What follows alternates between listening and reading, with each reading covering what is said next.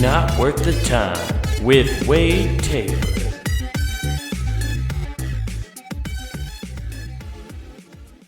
What's going on, everybody? Welcome back to Not Worth the Time. Whoo, it's been 2 weeks and we're already into the new year now. I left you off right before New Year's and boy howdy. Hey, this is just New Year. Let me tell you, hey, bud, it is a doozy. Oh, wow, bud. Oh, well, but we're here to try to brighten that day and make 2021 even better. But we're still going to keep that same energy. I'm keeping that same energy towards 2021 that I had towards 2020, and that's fuck 2021. I'm just going to come out and say it right now. I thought 2020 was going to be a good year, and look what happened. So I'm just going to keep that same energy, thinking it's going to be a bad year, and hoping my juju and thinking it's going to be a bad year makes it a good year for everybody else, okay? I'm going to try to reverse psychology the entire universe into being a good year. I'm gonna reverse psychology 2021 into being like, I can be better than them. I won't be shitty. Watch me. And I'm like, nah, you're gonna be shitty, bro. You're gonna be shitty 2021. You're gonna be real shitty. You're gonna be a real shit show. You're just like your brother, man. You can't fucking not be a shit. No, I can fucking not be a shit show. Watch me, 2021. I'm gonna be fucking great. Yeah, I'm gonna reverse psychology 2021 into a great year. You mark my words. You timestamp this podcast. Me doing this and teaching everybody how we just need to reverse psychology 2021 into being a good year. It'll work, and then you can come back and thank me. I know I tell you to timestamp a lot of podcasts I do and be like, come back and listen to it. I'm right. This will be one of those ones. I'm telling you. You know, that's my psychic prediction for this year. I think we got to start predicting more. You got to start predicting more shit. I hope that the biggest thing to come out of 2020 that gets like eradicated was palm readers and psychics. I hope that industry just fucking crumbled, because you got to do that in person. I know they have those like over the phone ones they used to do in the 90s, which shocker, found out that was a total scam. Huh, weird that was a scam. But those in-person ones, man, there's no way that those are stayed in business. You got to touch people's hands. You got to be able to read the facial expressions. You know, I don't think psychics are good enough to just read the eyes. You know, they gotta see the person's whole facial expression in order to tell if they're actually getting to them or not. You know, it's all a con. And I hope anybody who went and got like a New Year's resolution or New Year's prediction a couple months out from 2020, so back in 2019, I hope you went and got a refund from that psychic, because there's no way any of your predictions came true, okay? You definitely did not get the full-fledged experience you were promised from your psychic. You couldn't even give it a little spin-a-rooney. You couldn't even take anything they told you and make sure it sounded like something that would happen. You couldn't put a positive spin on it. CNN couldn't have put a positive spin on your goddamn fortune that was told to you. They would have been like, I'm really not connecting the dots here. Even a good conspiracy theorist couldn't take the red string and connect your prediction from that psychic to all the events of 2020 and make a positive out of that. Good luck, because that's all you do when you get your fucking palm read or your future predicted by people. You just try to find little glimpses. It's like the people who read their astrology thing every day. Like, it's not that shit comes true. It's that it's been placed in your head early in the morning enough that you look for that. And then when something very, not even close, but similar happens to what you read in the paper, you're just like, oh my God, the news, like they said my sign was going to do this today. They said it was going to happen. No, Janet, you were just looking for it. You can find a lot of shit as long as you're looking for it. You know, if you put on those rose-colored glasses and start looking for that specific thing that you just have in your brain, it'll show up. You want to have a bad day? Just think about all the shit. You're just like, apparently I'm going to have a fucking bad day. Can't wait to, and then you're just looking for the trigger. And then you will find it. You will find the trigger, and you'll pull that motherfucker, and you will shoot that day in the foot and have a real bad day. And you can do it with a good day. You can do that with a good day, too, I guess. You can technically find your way and trick your brain into that. The moral of the story here is if you have a psychic and you got a prediction in 2019 for 2020, you need to go get a fucking refund now. Or at least they owe you a free prediction for 2021. Like, you can't be charging. Can't be charging for 2021 when you went fucking 0 for like 200 on all your clients. Dude, if a psychic has 200 clients, they're probably killing the game. Because I feel like they have to charge an astronomical amount of money. Let's find out. Cost of a fortune. We'll put fortune telling. Fortune telling. Let's see here. Best fortune telling websites. There's websites for fortune telling? Jesus fucking Christ. Oh, God. I guess we're going to look into this now. The 5 best, apparently. I'm not even going to fucking bother screen capturing this bullshit. Oh, my God. You want to talk about not worth the time, guys. Well, here we fucking are, dude. Psychic Sources. Best fortune telling sites for love questions. Okay. That's not what I want. I want to know the cost of getting your fortune told.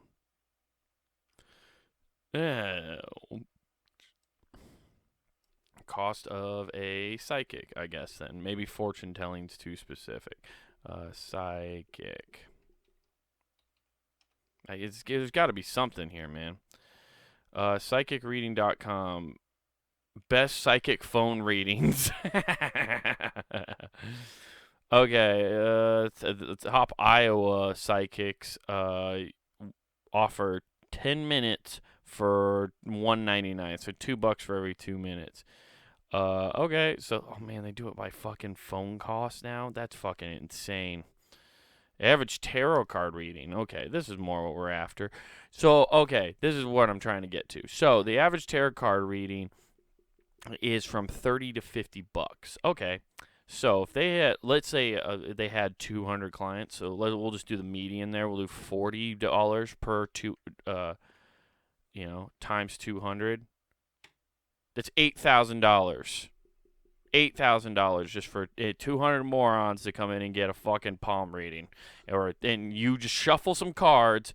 You can do some woo. You light some incense. You get some fucking weird shaped candles. You light those bitches. You get some fucking lights that go off and on. You got a kill switch underneath the fucking table that you kick with your foot, and it'll turn off the lights, make shit all creepy. And you use your tarot card. You act like you're talking to Lucifer. That's 8 G's. 8 G's easy. 8 G's easy. That's gonna be my new rap name. 8 G's easy. That's an insane business. What's always weird to me too is every psychic I've ever seen, like a building anyway, like where they have an office apparently, is a fucking house. The ones here in Des Moines, I know there's at least two here, and they're in just fucking people's houses. So you're going to some evil hippie voodoo den, and you're going and getting playing cards thrown at you. They're just fucking shuffling up Pokemon cards, and it's like, oh, look, you are seeing a psychic, and they put down a fucking psychic energy card. You're seeing a psychic. Ooh. And you're going to meet, you pull up a Professor Oak card. Oh, you're going to be a scientist that'll hopefully cure this massive disease that's going on. Professor Oak is his name. Oh, and then there's Bill, and Bill will give you stuff. He'll give you knowledge. Jesus Christ. Using Pokemon cards as a tarot card would be so funny. They couldn't find their tarot cards that day, and they just panicked. They're like, I got my kids' Pokemon cards. We can do this. This will fucking work. God damn. I wonder, that's what's fucking stupid about tarot cards, though. There's only so many cards in the deck, so there's only literally a certain amount of outcomes. It's like any other thing. There's only a certain number of combinations. So it's not really a prediction. It's just a fucking guessing. It's just fucking dumb. How do you believe in that? I don't know, man. But just Go get your refund. You should go demand one even if you didn't get one in 20, like you got one for this year. Just go demand any refund. Go all the way back to 95. Like if you just even go back then, you just go get your money back from psychics, okay, guys? And then and take that $40 that you wasted on that and just put it in the stock market. That's a better gamble. It's still a gamble, but it's a better gamble than fucking having them tell you what to do with your money. Jesus Christ. There probably is a psychic financial. Oh my God, psychic financial. Ugh. So gross. Yeah. I've been hatching a new plan, though. That's what I'm trying to do. I'm hatching a new plan for this year. I'm going to get into screenplay writing, guys. That's right.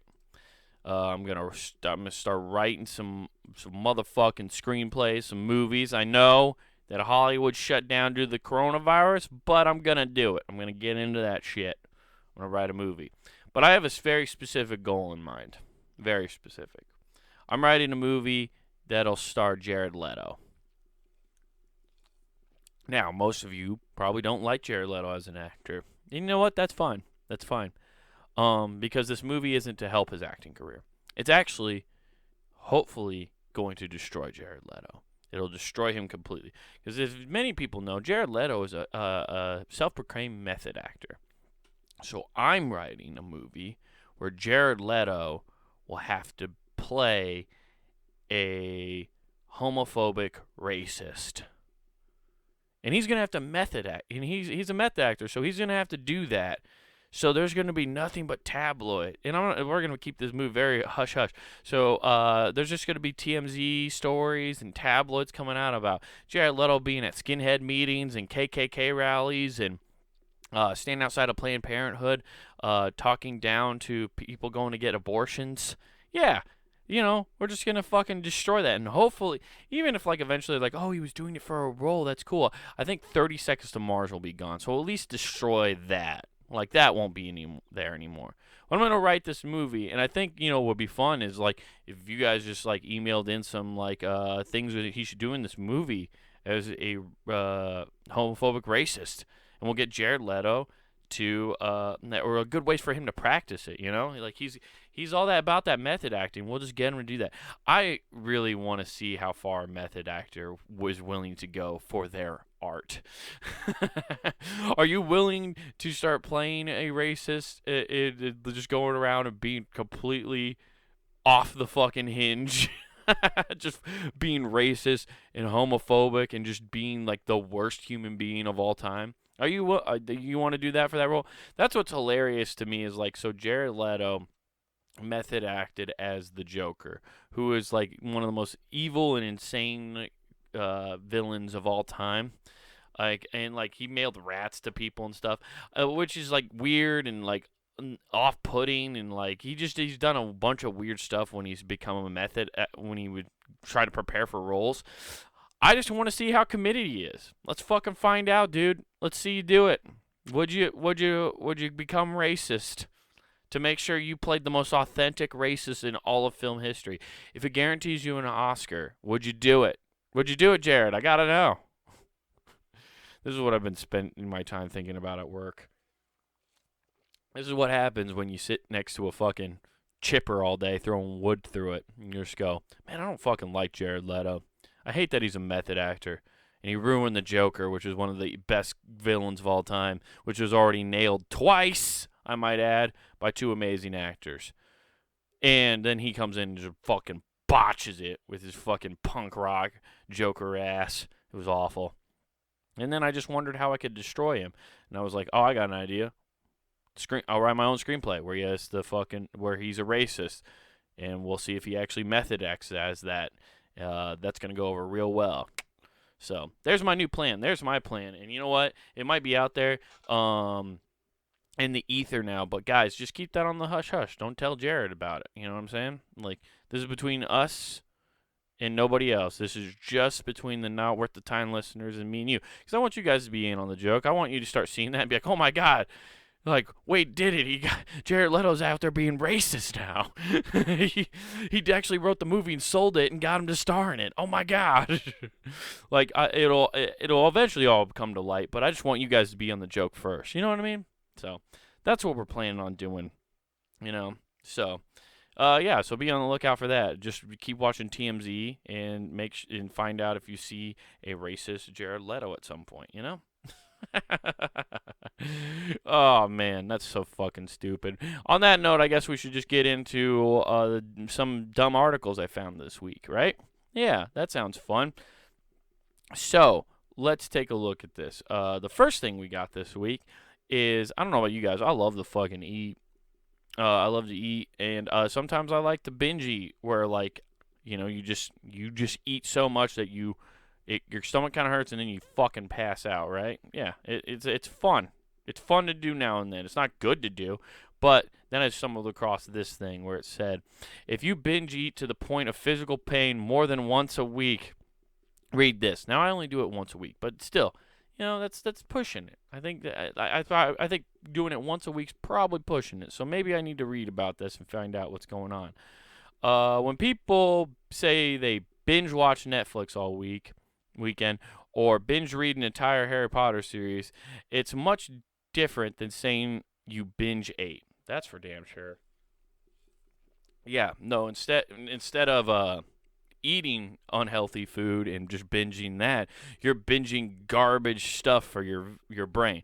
Dude, I've spent most of this weekend before I recorded this podcast. Like, I kept putting off recording this podcast because I was watching Supernatural. I didn't want to fucking stop watching that. And I was in that objectively, I like it, but probably to most people it's not a good show. I don't care. It's a CW drama. It is what it is, and I like it. But it's garbage that's going into my brain. I'm not watching anything educational. Also, most shit that's educational now, I'm just gonna say this. Documentaries, most of them that are coming out now are fucking garbage. They are just running out of shit and it's all pointless shit. There's so much like murder documentary dramas out there that are fucking garbage, and I can't believe this is what it is now. But so we're just using Netflix to binge fucking horrible shit for our brain. So you're rotting your brain while you're also probably binge eating nothing but pizza at the same time. So you're getting a double dose. You're rotting your brain with junk and you're rotting your gut with junk. All right, let's see what else they got here. When asked registered dietitians and two eating disorder therapists, there's an eating disorder therapist? Okay. Hold up real quick. We'll talk. Let's fucking, I just want to see the definition. Can I get a definition of this? I just want to, what qualifies as an eating disorder? I just want to know. Okay. I didn't even know that was a fucking field of work. Eating disorder therapist. So you're going to talk through your trauma of why you eat? That's pretty wild. Anyway, to explain what binge eating is and how it's different from overeating and how to prevent it. So binge eating and overeating aren't the same thing? Maybe I'm just overeating then, guys. Maybe I don't have a problem. That's my problem. I always think I got a problem. My problem is I think I got a problem. And I don't got no goddamn problem. You got so many problems, you don't even know if it's a problem or if it's a non-problem. Goddamn, there's so many problems. That's probably most people's problem. Is they think they got a problem when they don't got a problem. That's the name of this fucking episode, Problems. I'm just fucking dumb.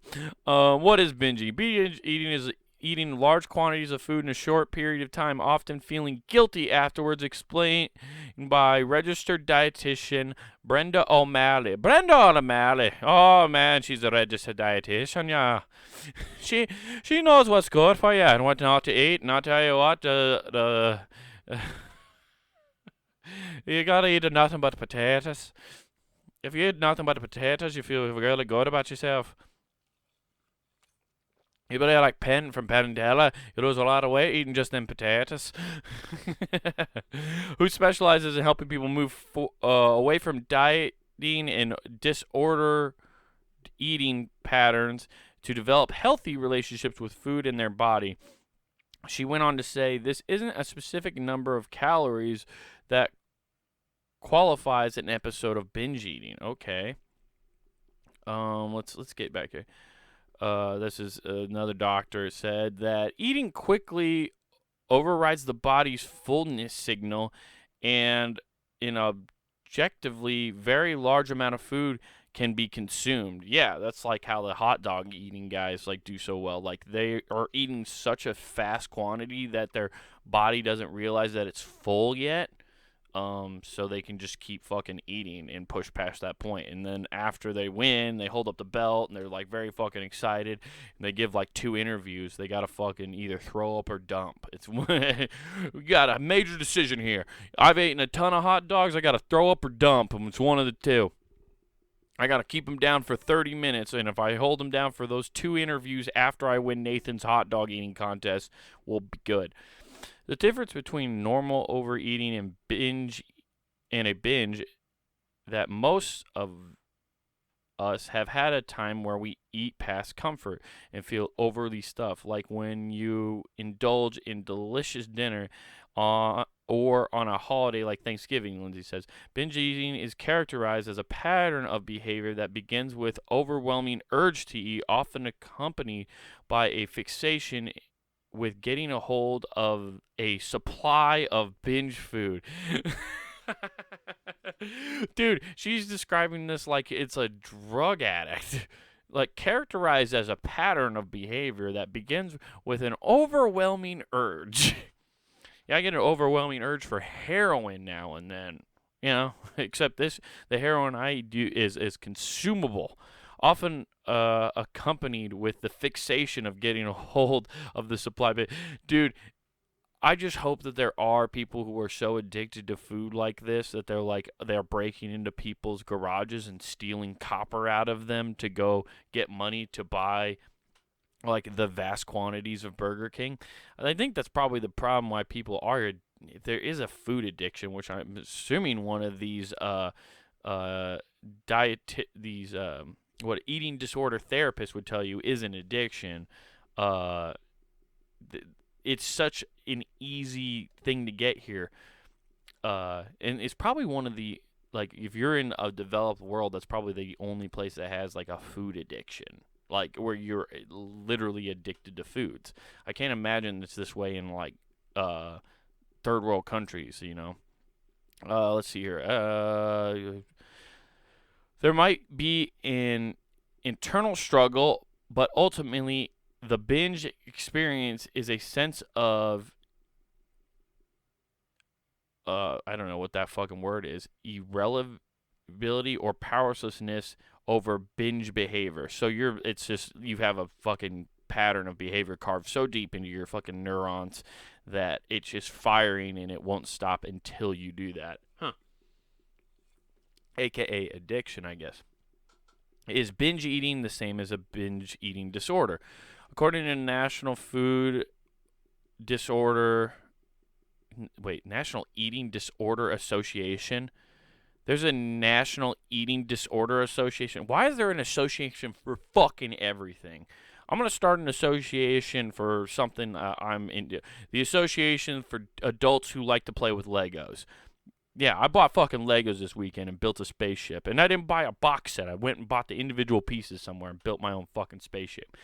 But I'm going to start that now because apparently you can start a goddamn organization for anything. The website, according to their website, binge eating disorder, better known as B.E.D.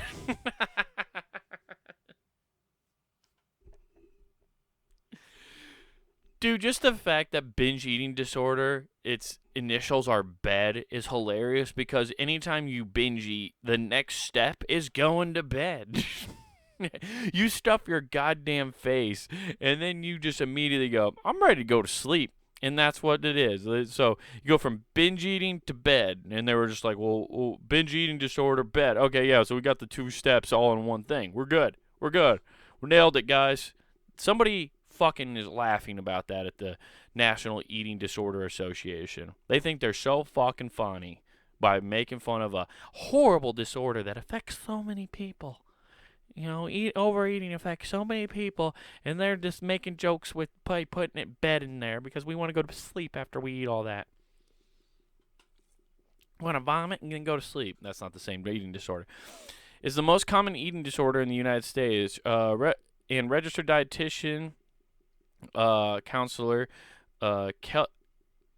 Kathleen Meehan said that it characterized by recurring episodes of large amounts, eating large quantities of food, a loss of control, overeating, and feeling of distress. Okay.